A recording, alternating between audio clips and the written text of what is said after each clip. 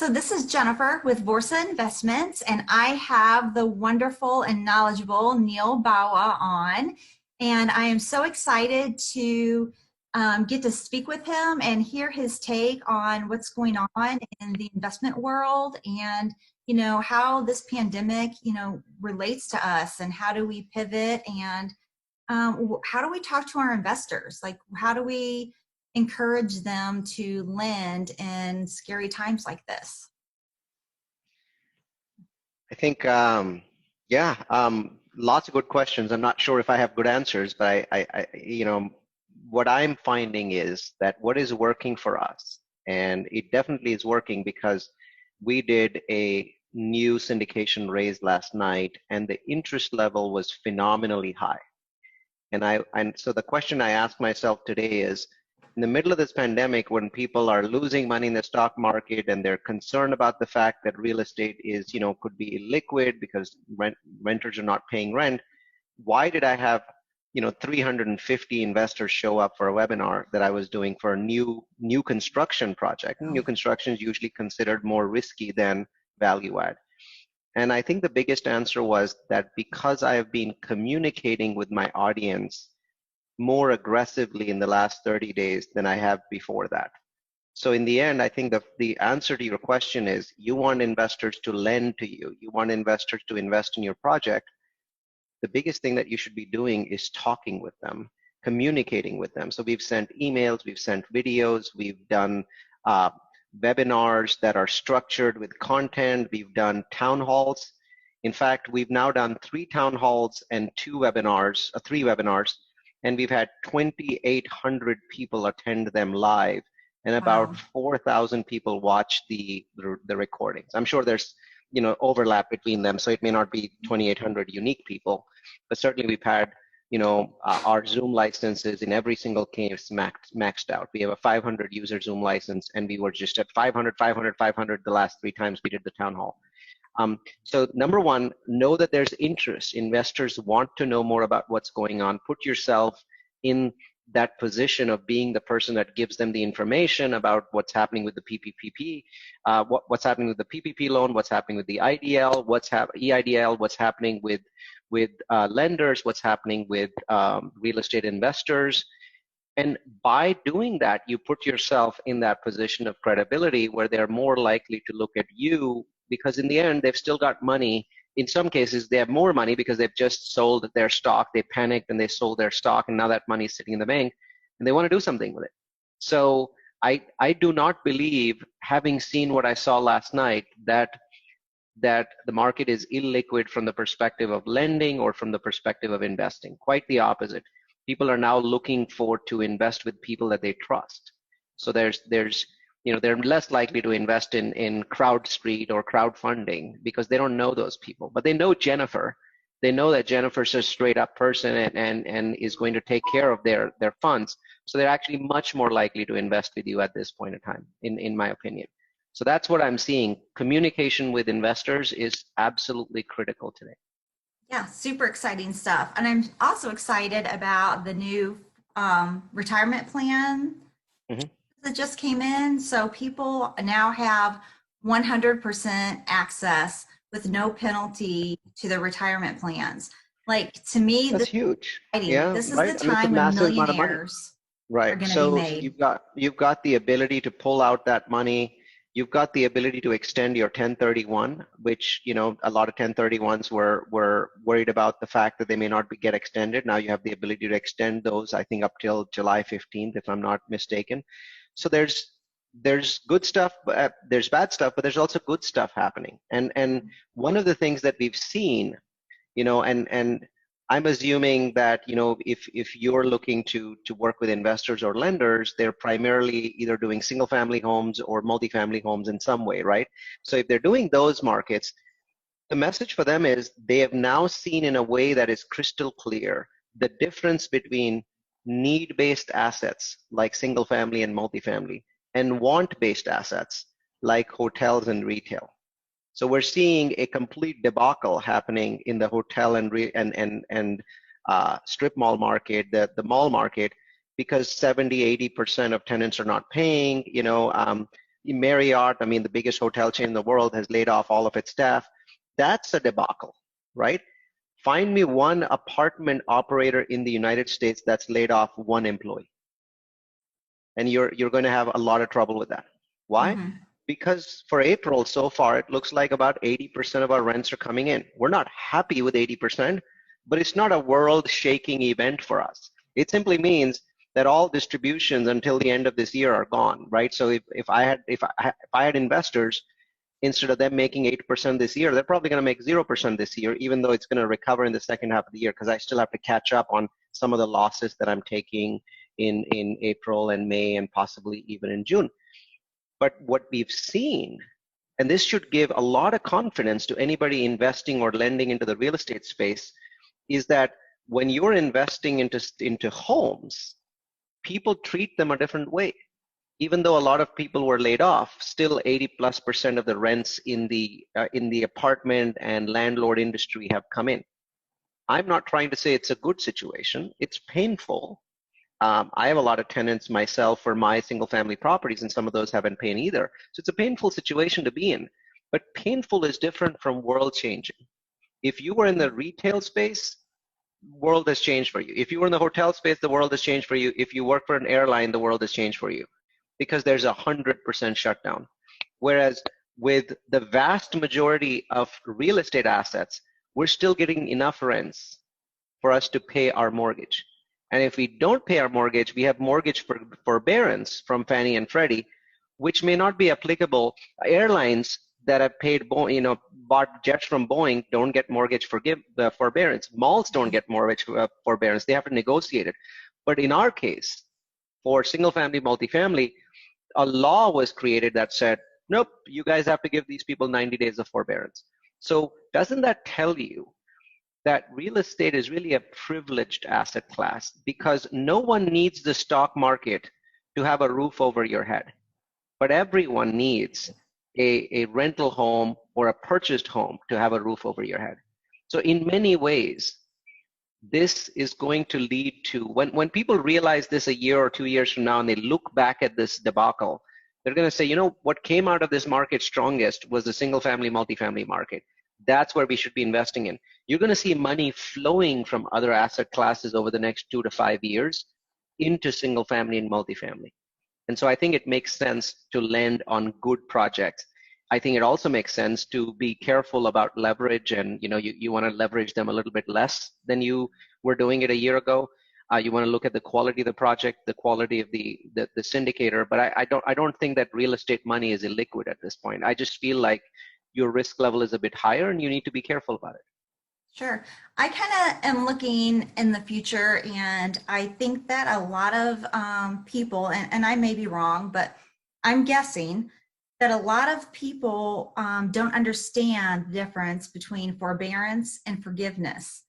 And I foresee, and when this is over and the mortgage companies are paying these homeowners with, multiple thousands of dollars, that they're not going to be able to come up with, that we're going to see a huge rise in foreclosures. And these people have to go somewhere. So is this not the best time to be investing in working class apartments, where these people, they're going to migrate somewhere? Well, possible. I believe that depends on the duration. So what I'm going to give you is, instead of a yes or no answer, I'm going to give you scenarios, and you have to decide. Each person watching this podcast has to decide, what do you believe? Okay. So today is April 14th in the United States. It's clear that not only in the US, but everywhere in the world where there have been shutdowns or shelters in place, they are working. They are unquestionably working. We see a very clear decline in cases. So the hammer phase, where you hammer down the coronavirus, is clearly successful if one has the will to do a shutdown. So the big question is not the hammer phase. The big question is the dance. So at sometime in mid-May, the United States will transition from the hammer phase, which is shutdown, to the dance phase, where we reopen portions of our economy. I hope we don't open movie theaters and baseball stadiums, because that's just insane. But I do think that we are going to need to open restaurants and public transportation and offices. That has to be done. Otherwise, we won't have an economy left. So bottom line is, that what is your core belief on that? If you believe that 80% of the US economy is going to reopen sometime in May or the beginning of June, then in that case, I don't see a meltdown coming in the single family marketplace because those everybody got paid for March, so it's April, May, and June. So if 3 months of mortgage payments are missed, if you're a landlord and your mortgage payment was $1,000 a month and you didn't get paid by tenants for all 3 of those months, that's a worst case scenario, right? Mm-hmm. A lot of the tenants are paying, they're paying partial payments or whatever. I don't think that homes are going to go on the auction block or get repossessed for $3,000. Why? Because the value of that home hasn't declined. And so a landlord is going to just say, I don't know where I'm going to get this money from. I'm going to borrow it from mom. I'm going to take it from dad. I'm going to go get home equity, but I'm going to pay these $3,000 back. Mm-hmm. So to me, I think if this is a case where 80 to 90% of America goes back to work on July 1st, you're not going to see large scale meltdowns in the single family marketplace. Are you going to see some price declines? Almost guaranteed. Are you going to see some opportunity in certain areas that are harder hit, such as areas with oil crashes, or areas such as Orlando or Las Vegas, where the hit has been much bigger, right? So 28% of Las Vegas is either retail or hotel, so the hit there is much bigger. So some of those areas, you're going to see, a significant amount of single family come to market. And in every other area, you're probably going to see a price decline there as there's more, buyers, there's more, sellers than buyers. So I think we see deals. But I would tell you this, that my belief is that unless we fail at the dance phase, which means we end up, doing 6 weeks open, 2 weeks closed, 6 weeks open, 2 weeks closed. Basically, we go into this rolling shutdown mode. If that happens, yes, you could see a significant amount of distressed assets, come to market. I think right now that the likely scenario is that we will reopen, but we'll reopen fairly carefully, and we'll have hotspots that will be shut down. But hotspots is okay.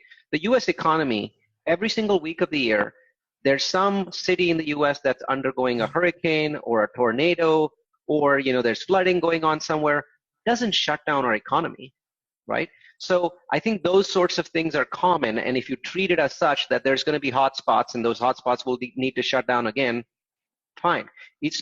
That's not the reason for large scale defaults to happen. So I think that you're going to see some opportunity in the marketplace in Q3 on the single family side.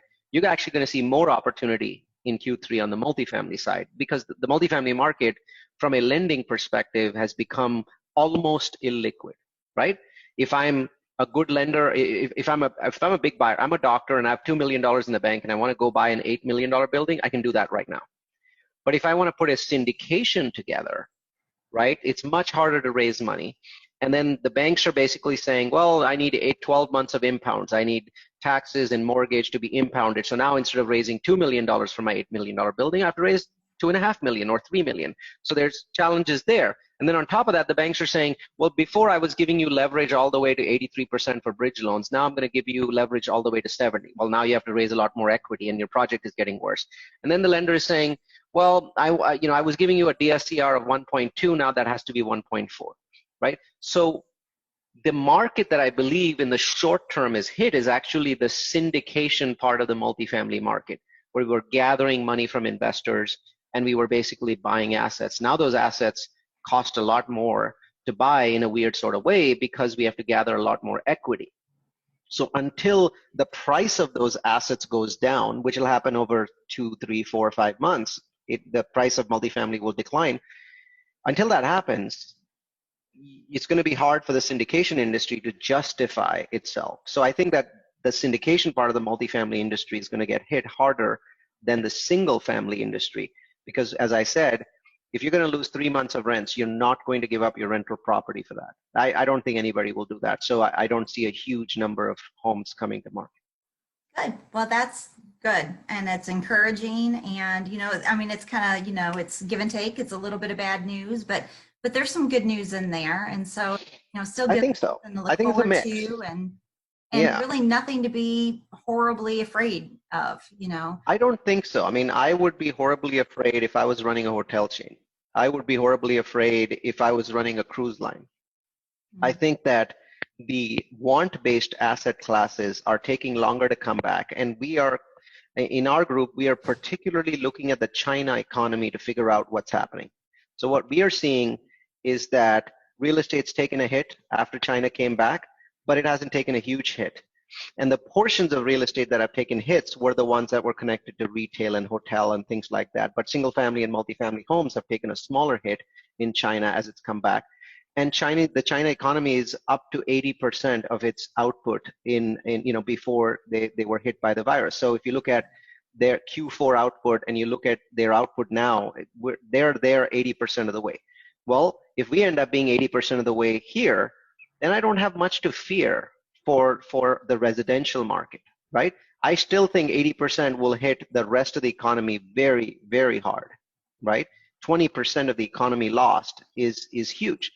But the residential side, everybody needs a place to live. So if 80% of those people get reemployed, I think as a landlord, you'll do fairly well.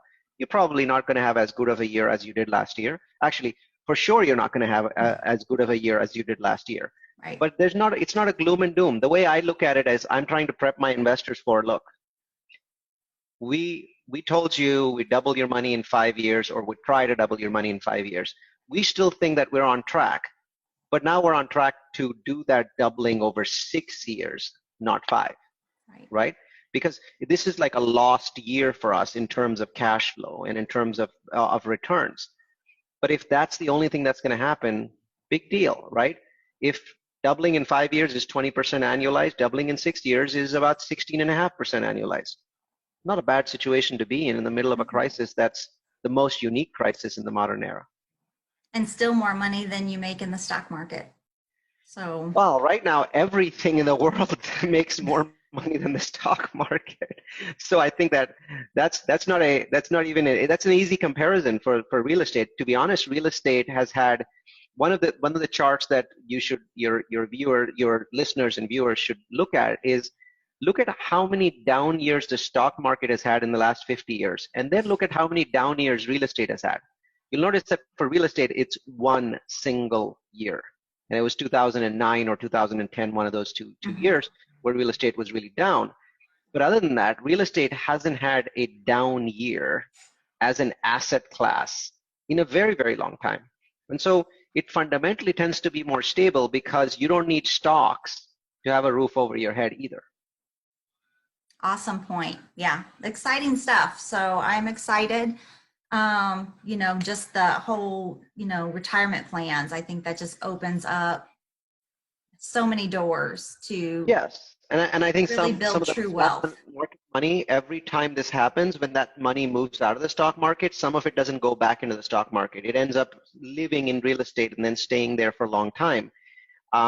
There are other graphs that are very interesting that show that if you look at large-scale portfolios in the United States, real estate used to be 5% of those portfolios in the year 2000, 5%, right?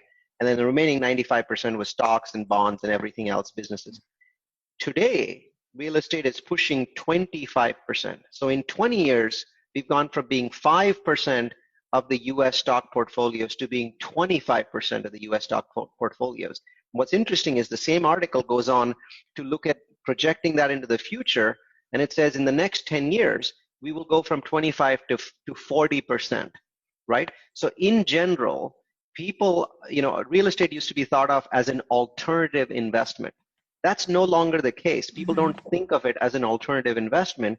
And so if you're looking at retirement money, you really have to make sure that real estate is a component of that. So the way I look at real estate, and you may not be ready to invest today in the middle of coronavirus, but I can tell you in the long run, you're going to become a landlord, whether you like it or not, because this is now becoming one of the key asset classes in the world.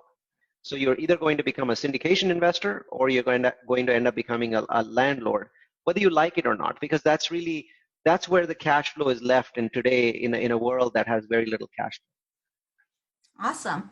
All right. So what golden nugget from all of this can the great Neal Bawa give us to, part with and just kind of hold on to during this time? Well, the biggest one that I want to give you is that the fundamentals of buying real estate have not changed, right? So in the next 6 months, watch out. You may not want to invest in Orlando or Vegas or the oil patch. That will go away, right? So that will go away. The fundamentals are that you want to invest, whether you're lending or you're investing, single family, multifamily, wherever it is, you want to invest in places that have these 5 things. And I'm going to show you a resource that tells you how to get information. So number 1, population growth. Number 2, income growth. Number 3, home price growth. Number 4, job growth. And this one's the most important of them all, as we've seen in the last month. And then number 5, crime reduction. As long as when you're looking to lend, when you're looking to invest, you're looking at these 5 metrics, you're going to do well. And now people are like, okay, so that makes sense, but I need more information about these metrics. How do I get them? How do I use them? How do I compare them? So what I did was I wrote a 2.5-hour video course, which is a course of me. So you're going to be watching me and then watching my screen at the same time. And the course is stored on multifamilyu.com. That's multifamily followed by the letter u.com. Go there, click on learn, click on location magic, and you'll take a 2.5-hour course that's going to show you not just how to use these 5 metrics to figure out the best cities in America to invest in, but an additional 5 metrics that'll show you how to invest the best neighborhoods in America to invest in. No one will call you and try to sell you anything. There's no upsell. It's a completely free product and it doesn't have any kind of upsell. There's no CDs to buy. There's no subscriptions to buy. So go to multifamilyu.com, spend 2.5 hours in a data-driven course. And I think it's more than a nugget. In my mind, it's a treasure chest because it'll turn you immediately into an elite investor. Less than 1% of investors, real estate investors in the US, know this information, and even most of those don't have it in this structured format. And you'll have an Excel spreadsheet where you're going to plug in 2 numbers for each of those metrics, and it's going to give you a thumbs up and a thumbs down. So you'll know whether to invest or lend to that particular project. That's all you need to do. So that's my favorite nugget because it's a big one. I That's say this awesome. 50-kilo nugget, right? Yeah, that's super exciting. And so you also have a podcast. So if anybody wants to follow you on your podcast, what is that called and where do they follow? So, most people think I have a podcast, but I actually don't. And the reason for that is because I am on a podcast twice a week. So people keep telling other people about, hey, Neal Bawa's podcast here or there. But there's over 100 podcasts that I've done on various topics in single family and multifamily and even other aspects of real estate. And those podcasts can be found in the easiest way possible. All you have to do is Google my name, Neal, not Neil, but Neal, Bawa, B-A-W-A, and hit enter on Google. Just my name, Neal Bawa. And now you're going to see these massive numbers of podcasts that I'm talking about one topic or the others. There's some duplication, but I talk about everything from outsourcing with virtual assistants. I have an army of 20 virtual assistants. I talk about those. I talk about asset management, managing large properties. I talk about underwriting. I talk about city selection, neighborhood selection. Of course, the last 10 in some way or the other have been about the coronavirus pandemic and its impact. So you want to check those out, just Google my name. Awesome. Okay. Well, that was awesome information. I appreciate your time. And we'll get this out. And I did see you on the Apartment Guys podcast, my buddy Tate, and it was exciting. I was excited that you were on there. And we'll be sure to get that Excel spreadsheet. I'm super excited about it. And it was great speaking with you. Thank you so much for your time.